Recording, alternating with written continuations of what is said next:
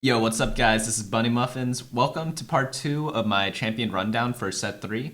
We're going to be running over all the 4-cost champions right now, and 4-cost is probably the primary units you're going to be using for your carries in most of your games, so this one's actually pretty important. If you are new to the channel, you definitely want to hit that subscribe button right below the video to get notified of my new videos, because I'll be posting a lot of guides, a lot of meta snapshots, and if you want to be the first to know and use that information to your advantage, you definitely want to ring that bell icon as well to get notified when they get posted. Let's get back right into it and go over all the champions. So the 4-cost champions in set 3 are Chogath, Fizz, Irelia, Jhin, Jinx, Kayle, Soraka, Vel'Koz, and Wukong. So we start off with Chogath Rupture. He's the same champion as he was in set 1. He ruptures a large area, dealing magic damage and knocking up all enemies within. And the knockup duration is 2 seconds. We could ignore the 3-star upgrades because at 4 costs it's very difficult to 3-star champions. So the only important ones in this video are the 1-star and 2-star, and these are looking very similar. There's not that big of an upgrade when you get them to 2-star, so just keep that in mind. 50 out of 150 mana, so he does have a lot of mana to cast, so he's probably only casting once per fight. Well, once per fight that matters, because he might cast twice, but the fight will already be decided by then. Either you already won the fight and you don't need the actual second ultimate, or you lost already.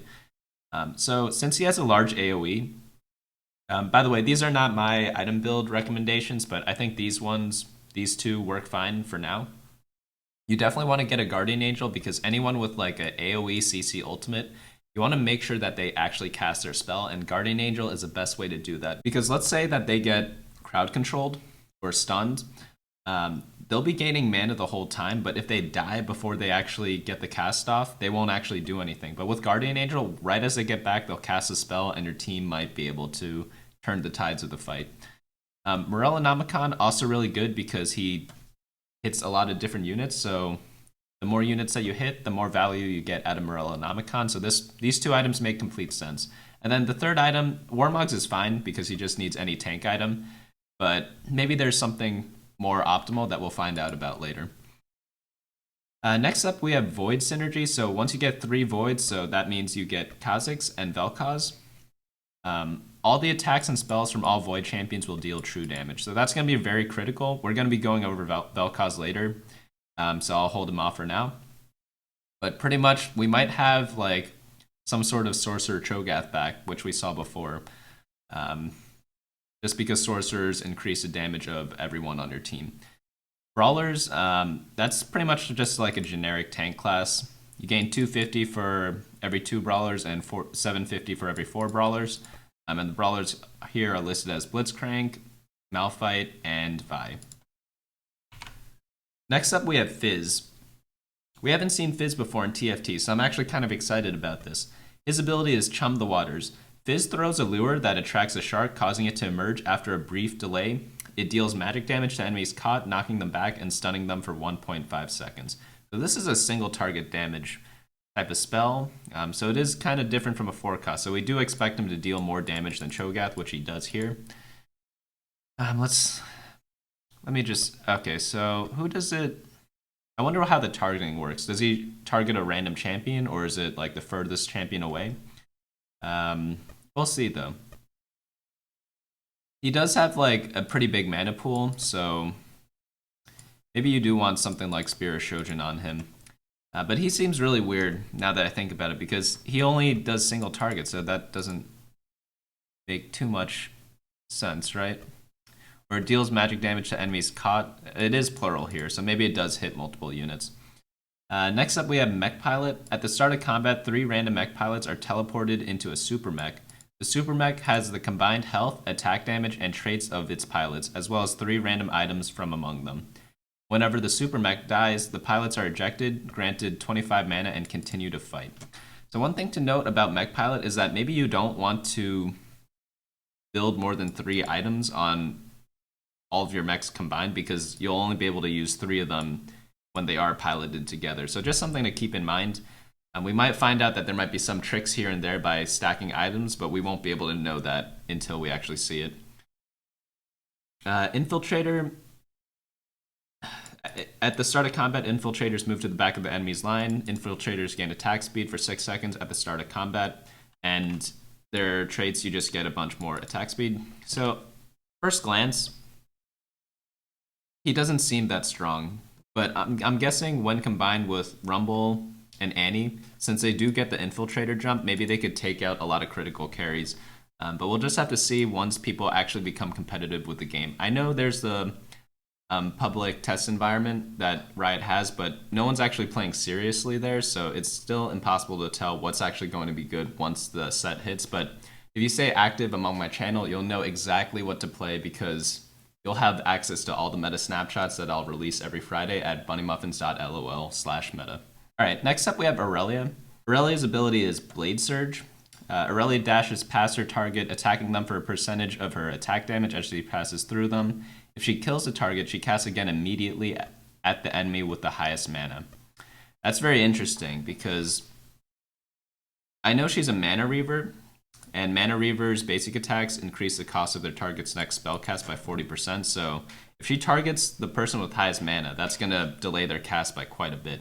And she does have pretty low mana at 30. That's actually like super low, so you definitely want Seraph's Embrace on her, which they do recommend. And then since she scales from percent of attack damage, you definitely want like some sort of damage items like as shown here. But again, maybe she needs something defensive. Maybe like a Guardian Angel would be very good on her as well.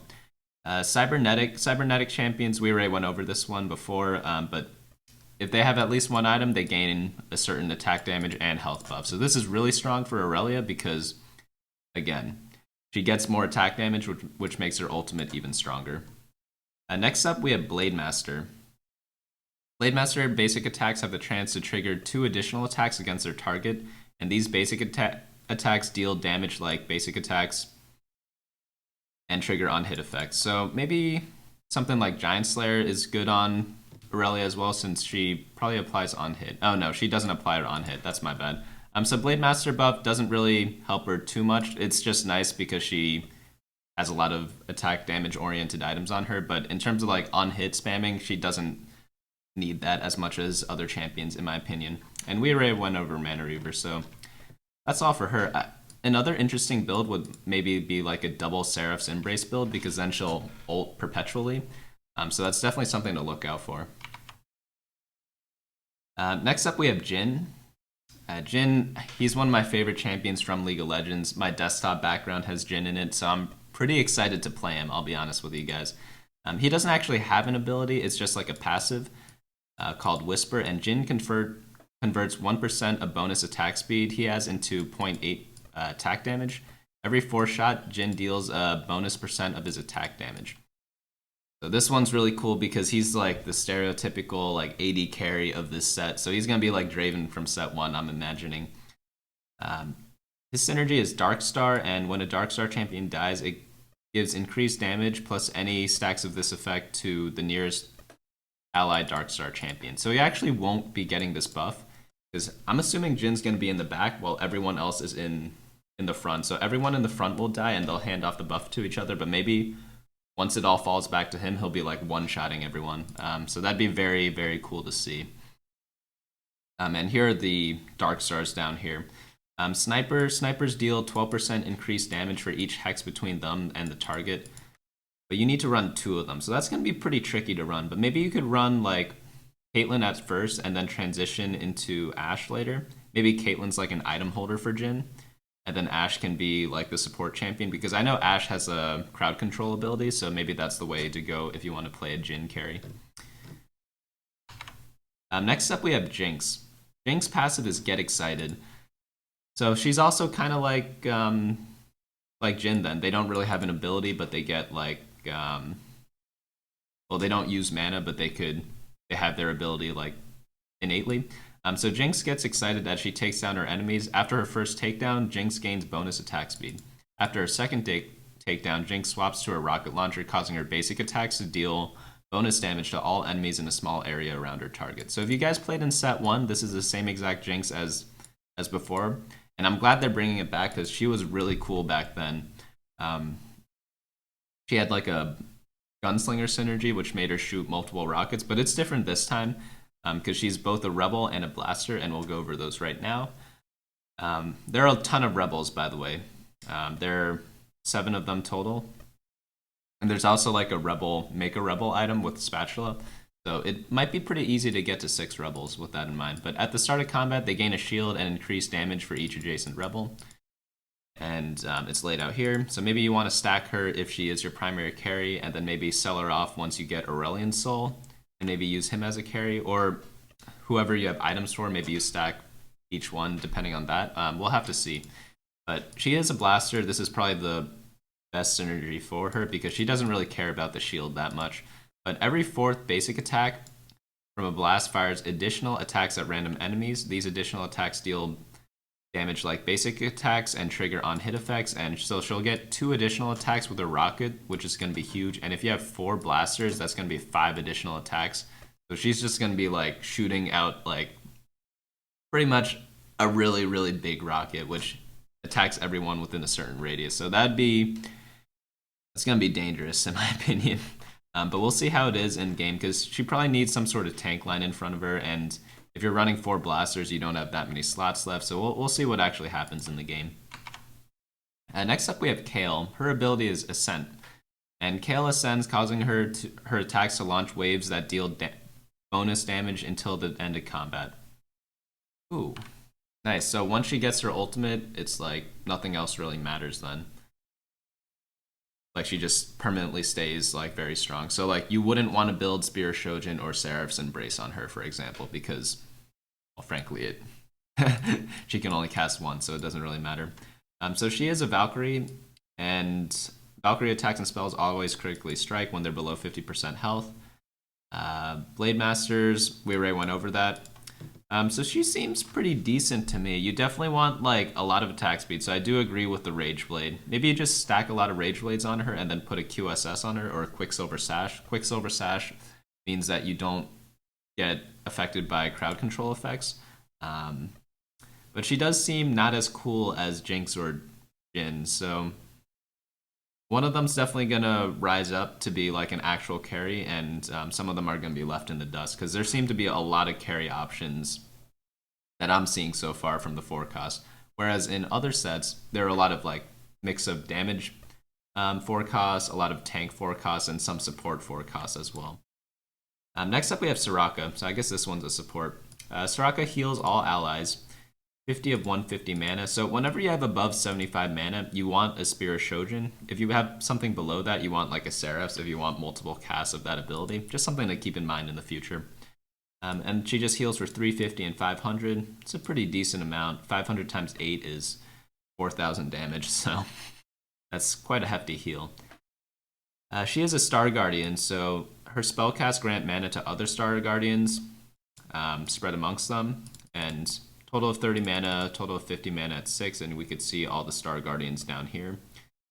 I don't know how I feel about Star Guardian synergy yet. Someone has to do the math on it, because there are a lot of different thresholds that people need to meet versus their like passive mana gain from just like auto attacking, and you need to find like the optimal 3 or 6 for each champion. Next up, she's a Mystic, so she is a support champion, and you'll just get a bunch of magic resist from running her. Next up, we have Vel'Koz. Oh, man. Vel'Koz is another one of my favorites, just because his ultimate, the one that they added to the game, is like, it's so cool. And with Void, he's going to, yeah, I already know he's a Void. He's going to deal true damage with his entire effect, so he's another carry. So out of all the forecasts, I think we went over like 8 of them or something like that. Like, I think like 6 or 7 of them are like carries. That's going to be interesting to see. That's a lot of different carry options. But he channels a ray of energy that sweeps across the battlefield over 2.5 seconds, dealing magic damage per second to enemies hit. And he is a sorcerer as well. I'm excited that they brought sorcerers back because it increases spell damage of everyone on your team. So that means Chogath's damage is going to be increased by a lot as well. So maybe you could, yeah, it's going to be cool. You get all 6 of them with him. But yeah, you definitely want like Hat, Morello, like Spell Crit, which is Jeweled Gauntlet that's made from Ability, Power Rod, and the Critical Strike Gloves. they're all going to be really great on him. I don't know about Seraphs. Maybe it's good for him to get his first cast off, but maybe I'm thinking you might want a Quicksilver Sash on Vel'Koz because you don't want him to get interrupted, or something like a Trap Claw. That does the same thing too. Next up we have Wukong. Wukong it's an active, and Wukong spins rapidly around, dealing magic damage to nearby units over 3 seconds. The first time Wukong hits each enemy, he knocks them into the air and stuns them. That's a pretty long stun duration, and he only needs to get 100 mana for his first cast. And I'm assuming it's in a large area of effect radius as well. I wonder if he moves around. He probably does. So he is a Chrono, so he works well with, I think we went over, Thresh from before.